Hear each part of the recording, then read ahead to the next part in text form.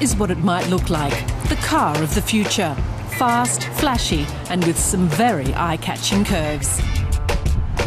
Dubbed the Cosmotron, it's the work of Paul Bacon from Britain. He decided to come up with the car because conventional rides were too boring.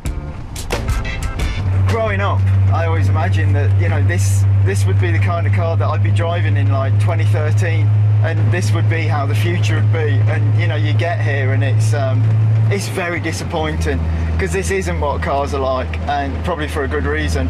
But yeah, I thought I'm just gonna make that happen. The Cosmotron takes its inspiration from old sci-fi movies. It's futuristic, the way the future was imagined back in the 1950s and 60s. The engine sticks up through the bonnet like a rocket, and the driver sits under a bubble made of plexiglass.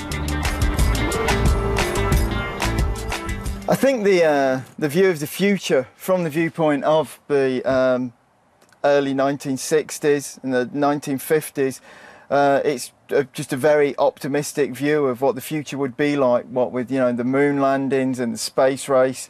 And I tried to build the car with that view of the future and without maybe our view of the future today. The Cosmotron was put together in Paul Bacon's garden shed here in the city of Leicester. Normally, Bacon toils away here using spare parts to make souped-up bicycles, which he later rents or sells. Right now, he's working on a lowrider, a bike that's built close to the ground. I was bought my first welder by my dad when I was 12. I learnt to weld then, and ever since then I've realised that, you know, a bicycle can easily be chopped round into something wild in about the space of a day. So unlike the car that takes 18 months, you can get that big sort of reaction on the street in about 12 hours, you know. The space-age Cosmotron gets that big reaction when Bacon takes it out for a spin through downtown Leicester. Every time he parks, he's sure to draw a crowd.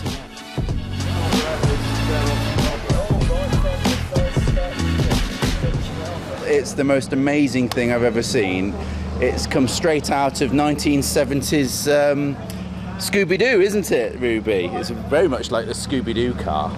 I've never seen anything like it. It must have taken 5,000 hours to make. That'd be quite nice to have a spin in it, see what it was like, yeah. I think it's a cool idea. Yeah, it's a different idea, and retro is cool, but with a modern twist. So yeah, I like that idea very much. The technology in the Cosmotron also has a modern twist to it. The chassis of a BMW Z3 from 1998 forms the base. It took Bacon 18 months and plenty of fiberglass and recycled materials to transform it into his dream machine. I wanted the whole BMW package, so the engine, the gearbox, the suspension, and I've not touched any of it. It's just pretty much how it came from the factory. But then I wanted the flamboyant design on top of that. And yeah, it just provided, you know, the perfect base. The leftover parts were reused too, of course, for a custom-made bicycle.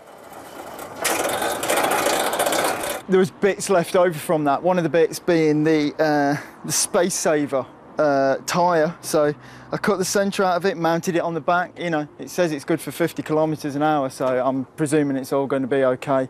It's got 2 foot brakes. It doesn't go that fast though. Highly impractical bike, but you know, it looks cool. However, the Cosmotron is perfectly roadworthy and boasts a top speed of over 200 kilometres an hour. Now Paul Bacon just needs to find a buyer, someone who will appreciate the Cosmotron's unique appeal.